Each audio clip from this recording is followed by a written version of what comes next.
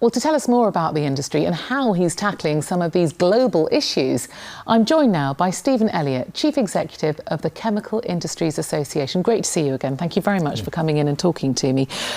Chemicals industry just touches on almost every aspect of our lives, doesn't it? And yet we take a lot of it for granted. What can you do to help increase awareness, the value that it provides to our society? Yeah, the chemical industry is fundamental to our everyday life, to modern society. From the moment you get up in the morning to the time you go to bed at night, you pick your toothpaste up, the colour and the flow is due to chemistry. You go down into the kitchen for your breakfast. The food is fresh, the milk is fresh because of the refrigerants in the fridge. You get into the car to go to work, and it's the whole body of a car is much lighter now due to the materials of the chemical industry. Makes it more fuel efficient, addresses climate change. You go into the office, and the buildings you are in and you're sitting and working in are more insulated, more effectively. Now that's all due to chemistry. So that's all great. But the problem is we're business to business. So you and I, as domestic consumers and members of the public, wouldn't necessarily see all that and feel that. So our job is to be proactive. I think to be much more on the front foot about what we do and how we provide solutions, just to tackle the issues that we know the public is engaged and interested about, whether it's the environment, whether it's plastics and waste, whether it's sustainability. And I think, what else can we do? We can work on initiatives like Solutions for Our Future with yourselves at ITN Productions. So what would you see then as the key issues at the top of your agenda at the moment? I think the key issues for our industry, in the very short term, it's hopefully arriving at a successful outcome from the Brexit negotiations.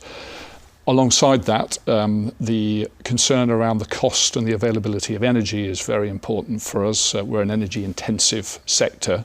We need it to run our operations, and we need it to convert molecule A into molecule B to produce a new product. In addition, I think environment and the whole waste agenda is very significant, and just how do we tackle the issue of plastics and waste. And we're looking to work very closely with NGO community, other businesses in the sector and the authorities, just to ensure that we get the capability to manage and dispose of waste, as well as tackling the whole challenge there that the public has latched onto.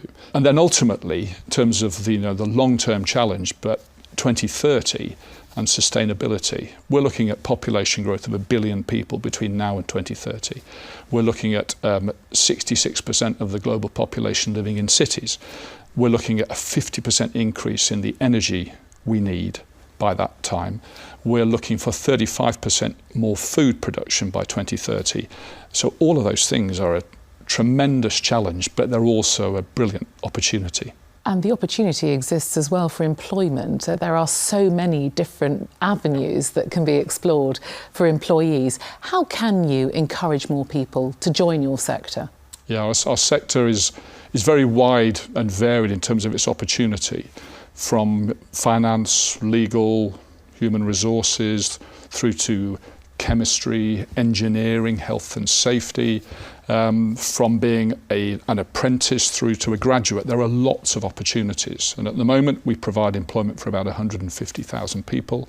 The indirect dependency from people who rely on our industry, that's about 500,000, and they're quite often in parts of the country that need those jobs more, north of the M62. So there's a lot of opportunity, and I think the best way there are a number of ways actually of trying to boost that profile. One is actually getting people who are relatively new into the industry to sell the industry.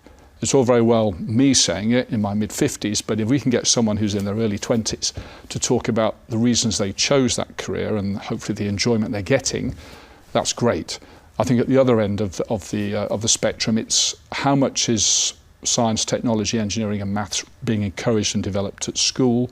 And schools also now have much more of an onus on providing careers advice, which I think is another opportunity. And Stephen, to end, you mentioned Brexit earlier on, but clearly that is on the horizon. It's a challenge for all industries, but particularly yours. Brexit's a huge challenge for our sector. Our industry's biggest customer is itself, so we're buying and selling a lot from each other, not only in a UK context, but across the Channel and to Ireland as well. 60% of all chemical exports head for the European Union, and 75% of all of our imports come from the European Union. So any disruption to that flow of trade is obviously not going to be helpful. So we're looking for an outcome that minimises tariffs, any additional costs. We're looking at minimising disruption at the borders for what's effectively a just-in-time industry for us. We're looking at sticking as close as possible to the regulatory environment we currently have. It's not in our interests to diverge from European regulation. We need strong, robust regulation. We want certainty there. And also we want to make sure we can get access to our skilled workforce. Well, it's been great to talk to you. Thank you very much indeed for coming and outlining some of the issues you're dealing with. Thank you, Stephen. Thank you very much.